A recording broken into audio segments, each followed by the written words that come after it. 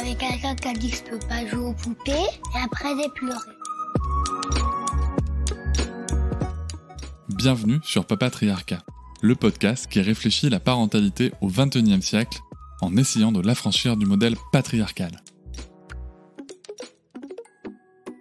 Bienvenue dans cet épisode réponse un peu spécial, puisque là je ne vais pas répondre à quelqu'un suite à une question de SpeakPipe. Je vais vous dire, on va passer un petit moment ensemble, et je vais vous raconter deux choses. La première, c'est qu'est-ce qui a amené, quelles réflexions ont amené mes vidéos sur le time-out que j'ai publié sur mes réseaux sociaux, les retours que j'en ai eus, et ensuite je vais répondre à cette question qui m'a été posée beaucoup de fois. Ok Cédric, mais toi tu fais comment ? Et la situation qui m'a été évoquée le plus souvent, c'est comment tu fais quand Sarah, elle te tape. Donc je vais répondre à cette question ici dans mon podcast. Alors pourquoi je le fais dans le podcast ? Déjà parce que j'estime que comme ça, au podcast, ne vont écouter que les gens que ça intéresse. Voilà, premier point.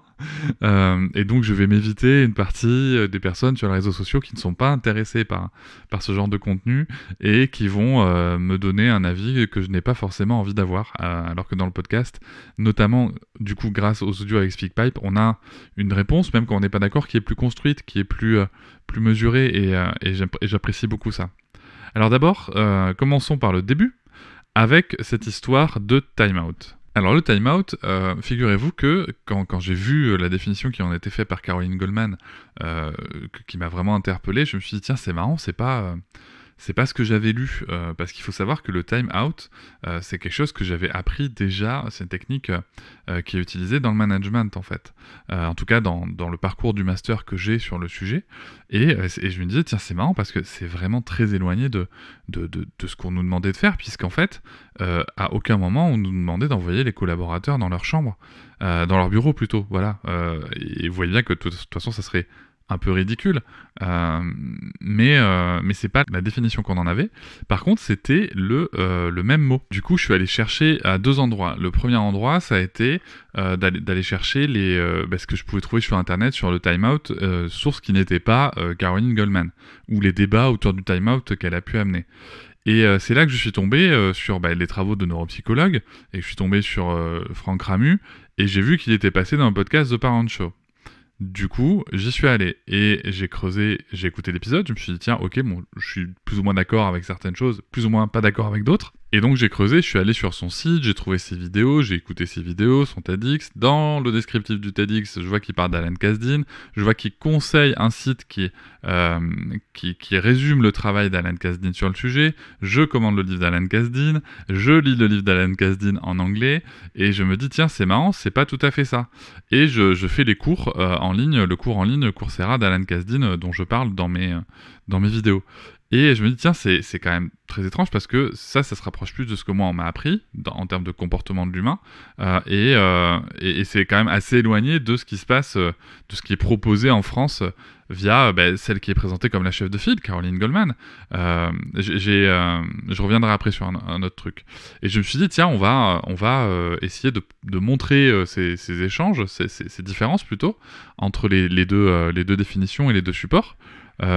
Tout en précisant que en fait c'était pas une question de morale, même si soyons très clairs, je ne suis pas pour je suis plutôt éloigné de la définition de Caroline Goldman, même très éloigné, et disons qu'en fait évidemment que ça se ressent dans la vidéo, voilà, et j'ai décidé d'assumer ça parce que ce n'est pas mon travail, ça n'a jamais été mon angle, je ne suis ni journaliste ni chercheur, j'ai toujours eu un parti pris, et donc j'ai choisi de l'assumer pleinement. Voilà, donc ça c'est un choix personnel. Après, on aime, on n'aime pas. C'est les réseaux sociaux. On like pas. On passe à autre chose. On abonne, on se désabonne.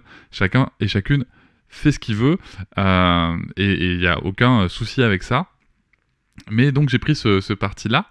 Et ce qui a été d'abord intéressant, ça a été de voir que les premières réactions ont été vraiment de venir me dire mais pourquoi t'en parles du time-out, tu comprends, c'est hyper grave, c'est une violence, et les gens me parlaient en fait du time-out de Caroline Goldman, c'est-à-dire que en effet enfermer les enfants dans leur chambre, et peut-être les gens après, c'est en fait tout ce qui est écrit dans son livre n'a aucune base scientifique. C'est ça qui est important de voir aussi, c'est que c'est sa pratique, ok, c'est sa pratique. Je vous informe aussi dans cet épisode que j'ai déjà eu des retours de personnes qui sont passées entre ses mains et à qui on a dit que si ça marchait pas, c'est qu'ils appliquaient mal la méthode. Et j'aime beaucoup découvrir ça parce que en fait, on n'arrête pas de dire que l'éducation positive, ce sont des vendeurs de méthodes et si ça marche pas, c'est qu'on applique mal. Alors pareil, là aussi, j'aimerais bien qu'on donne des noms pour celles et ceux qui ont déjà écouté le bonus ou même juste le teasing du bonus sur la fameuse tribune de l'éducation dite exclusivement positive, néologisme complet. Vous saurez que moi, je suis en attente de sources en fait de ça. Mais il n'y a pas de source. À chaque fois, il n'y a pas de source. Ce qui est un peu embêtant quand même quand on dit que des personnes disent ça, mais qu'on ne peut pas citer de personnes. Ça, c'est assez problématique comme état d'esprit.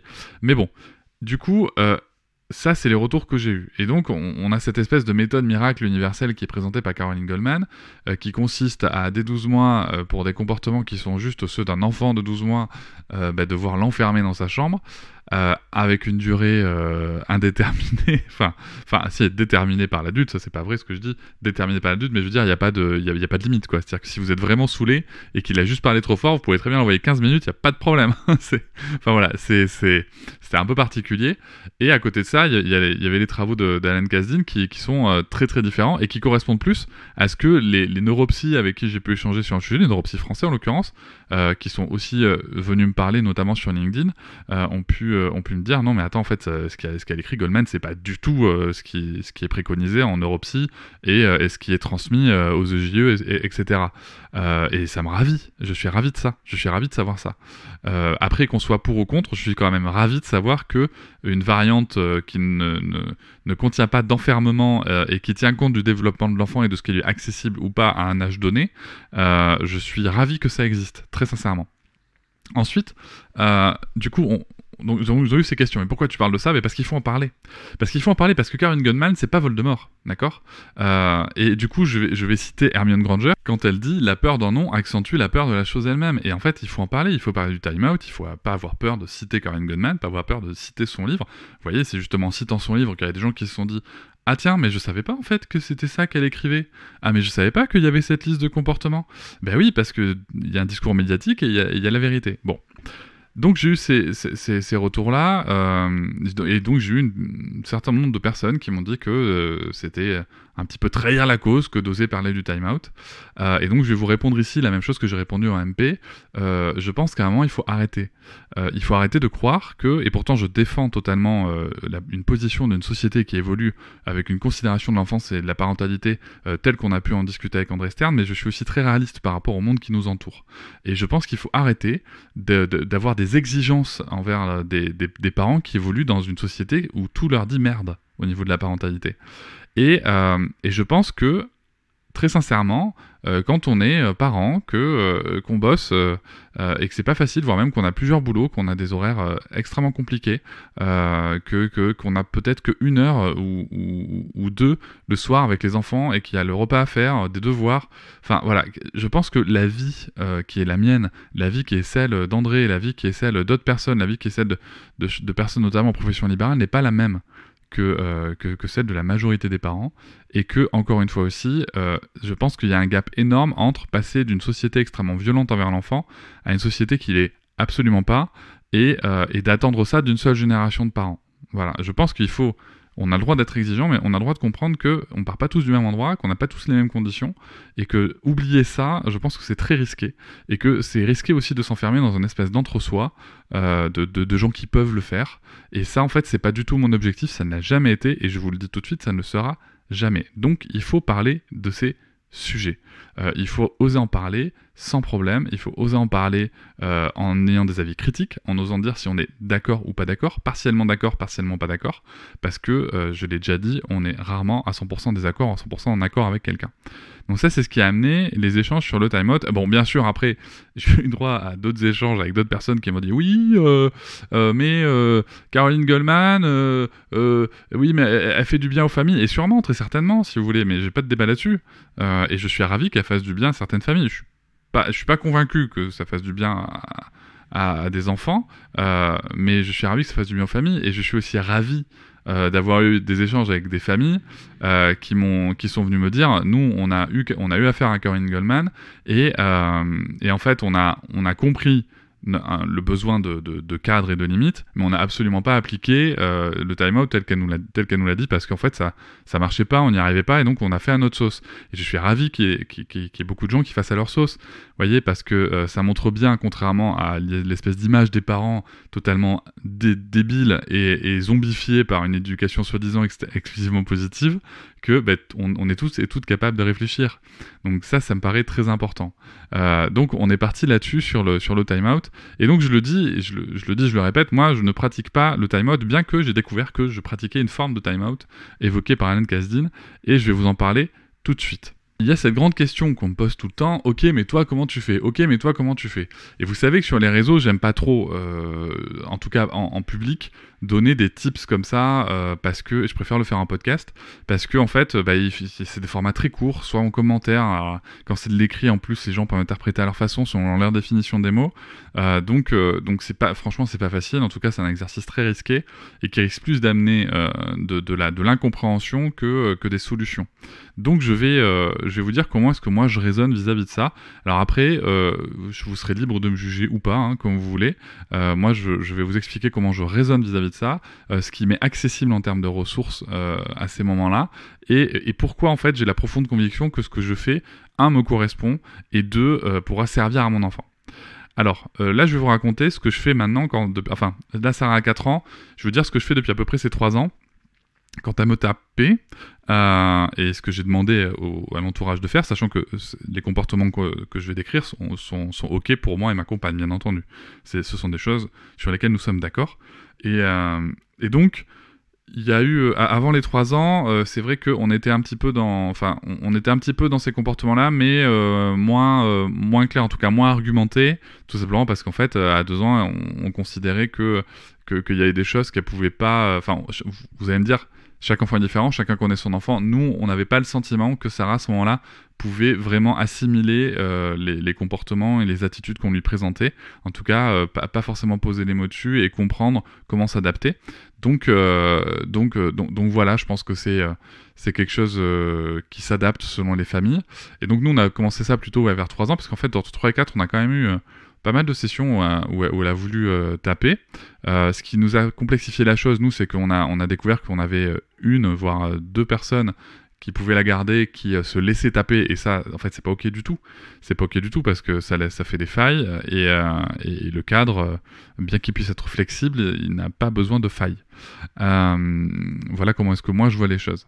Alors, comment on fait ? Eh bien, en fait, la réflexion est la suivante.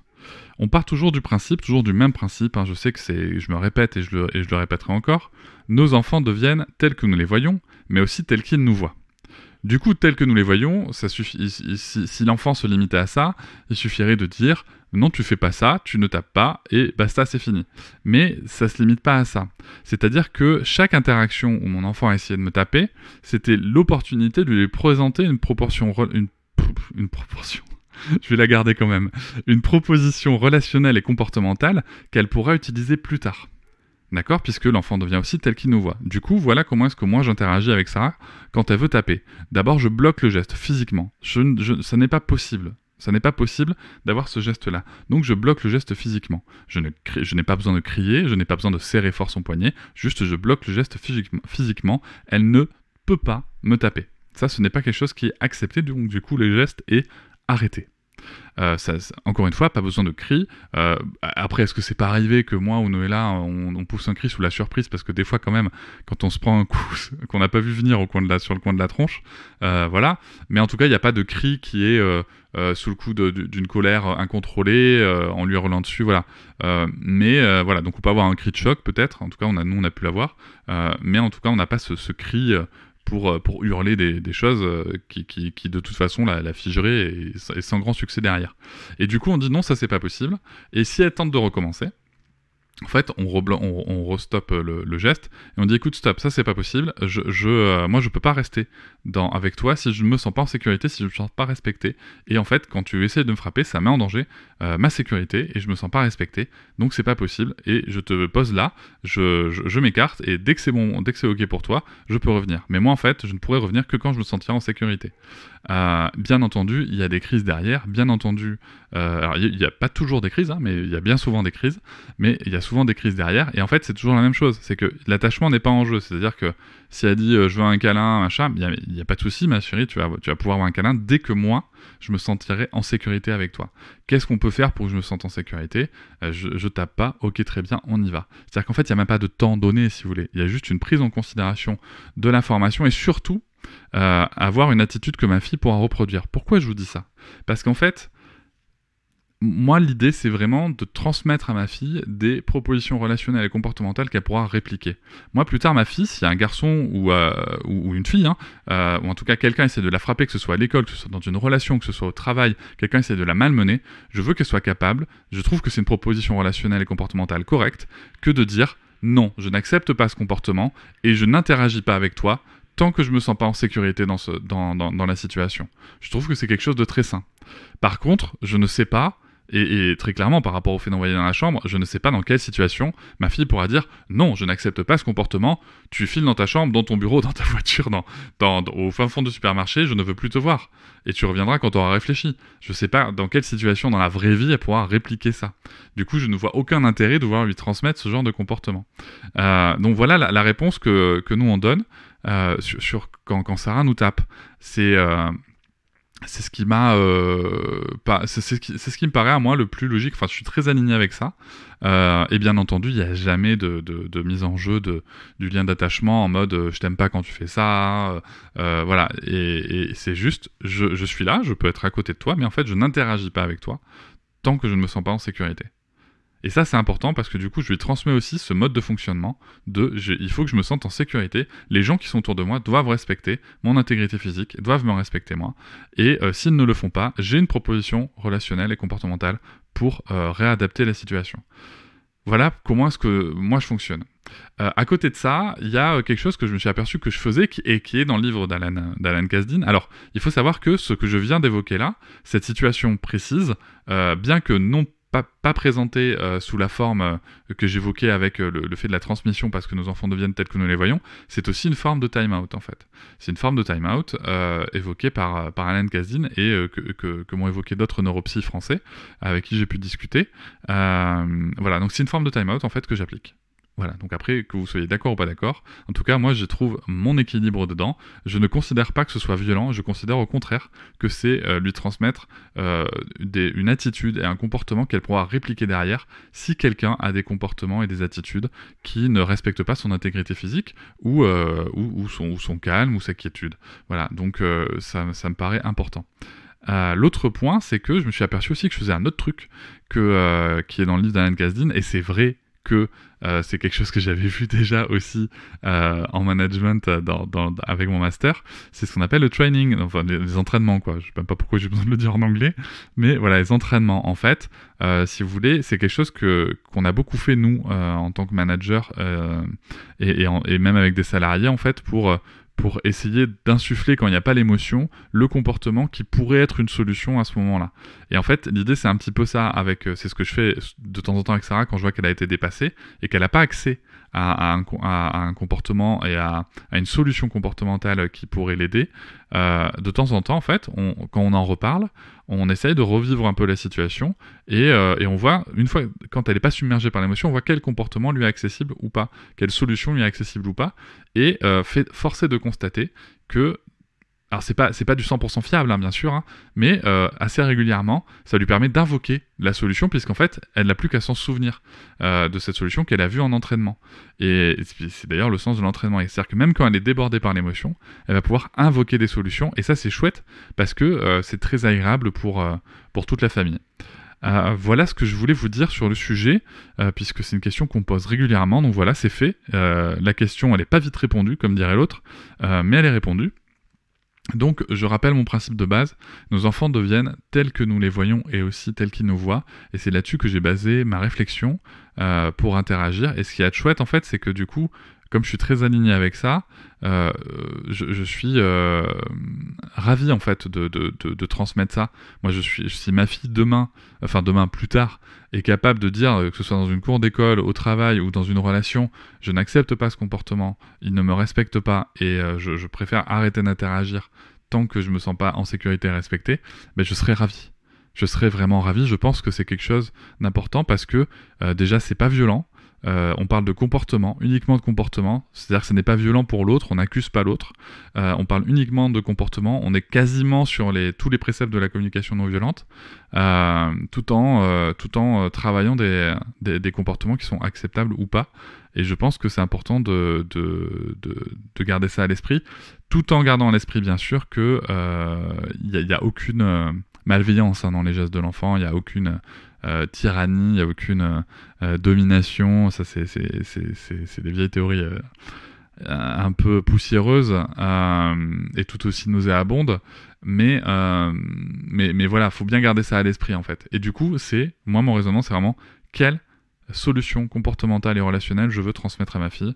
Eh bien moi je trouve que être capable de dire à quelqu'un, je le redis une dernière fois pour finir l'épisode, être capable de dire à quelqu'un je n'accepte pas ce comportement parce que je me sens pas en sécurité, je ne me sens pas respecté et je n'interagirai que quand ce sera le cas, je trouve que c'est chouette. Je trouve que c'est quelque chose que moi en tout cas je suis très en phase avec ça, et voilà comment est-ce que je le transmets à ma fille, par l'attitude et par la posture, et non en essayant de lui donner des leçons.